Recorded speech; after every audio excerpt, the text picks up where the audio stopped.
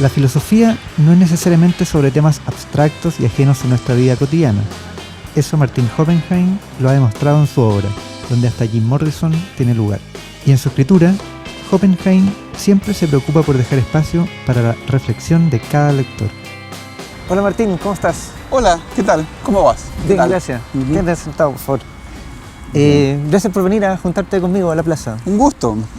Quería conversar contigo de tu último libro, Atajos para no llegar, que es tu tercer libro que está escrito en aforismos. Sí.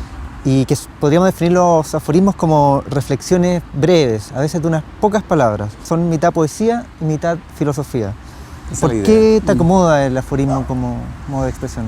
Yo creo que porque son dos oficios que he tratado de ejercer, ¿ya? El de la poesía y el de la filosofía. Yo partí por la poesía entre los 19 y los 25 años. Primero estudié literatura y me dediqué fuertemente a la poesía. Nunca publiqué, de hecho, pero siempre pensé, digamos, que el atajo de la imagen podía ahorrar varias de las vueltas del concepto para llegar a ciertas verdades. Entonces me parecía que el poder de síntesis que tiene la imagen poética es algo que le falta a la filosofía, que es claramente conceptual, analítica, ¿no es cierto?, hipotético-deductiva, y que se pega, por supuesto, a unos largos razonamientos para llegar a unos corolarios. Bueno, y en el caso de tus aforismos son reflexiones personales de autocomprensión, pero que siempre llevan al lector a hacerse sus propios cuestionamientos también. La lectura que a mí me empuja a escribir es la de quien yo no conozco, pero cuando lee mi aforismo pueda decir algo como: esto que está aquí yo no lo había pensado, pero sí lo había pensado, pero no me había dado cuenta que lo había pensado. Otro de tus libros es Crítica de la razón irónica, donde te refieres a Kafka, el Marqués de Sade, Nietzsche, Fassbinder y Jim Morrison. O sea, escritor, un filósofo, un cineasta y un músico. ¿Qué tienen en común estas 5 personas que parecieron tan diferentes?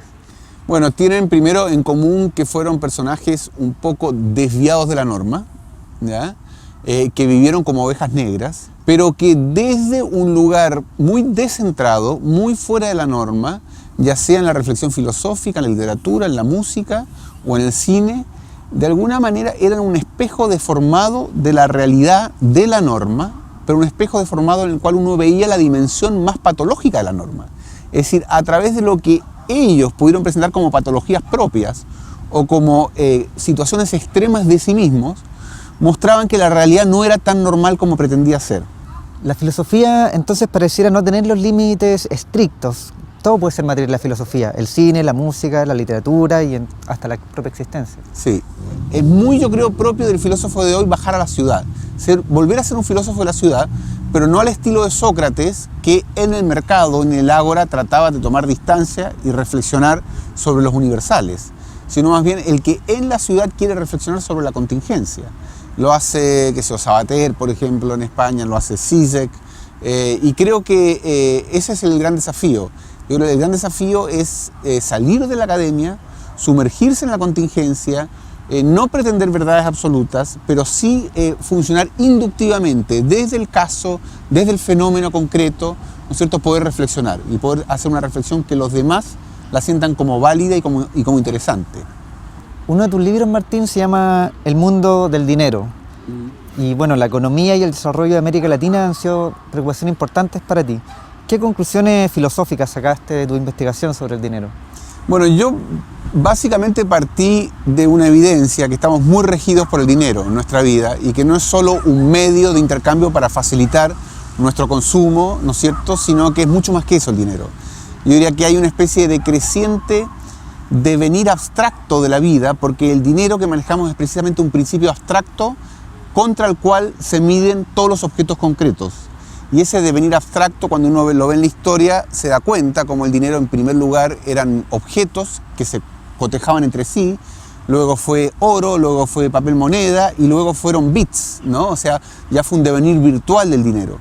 Y que por lo tanto hay una cierta consonancia o sincronía entre los cambios culturales que van hacia, por supuesto, el manejo cada vez más fuerte de las tecnologías de información y comunicación, pero que van también a la virtualización de muchas relaciones, y el dinero en esta progresiva abstracción con la cual va permeando la vida cotidiana de la gente. Entonces, lo que yo traté de mostrar básicamente es esta especie de sugerente simultaneidad o sincronía entre el dinero que se hace cada vez más por decirlo así, invasivo en nuestras operaciones cotidianas, pero a la vez cada vez más abstracto como materia, y nuestras relaciones interpersonales, que también van perdiendo de alguna manera cierta profundidad, cierta dimensión de la intimidad, para de alguna manera hacerse mucho más hacia afuera, mucho más extrovertidas, y al mismo tiempo mucho más distantes a través de la comunicación por tecnologías de información.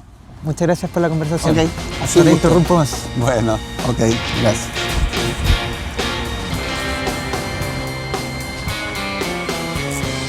Esta es la antología poética de Jaime Sabines, un bello regalo de cumpleaños que acabo de recibir hace un tiempito. Y Jaime Sabines, cuyo nombre se parece al de Joaquín Sabina.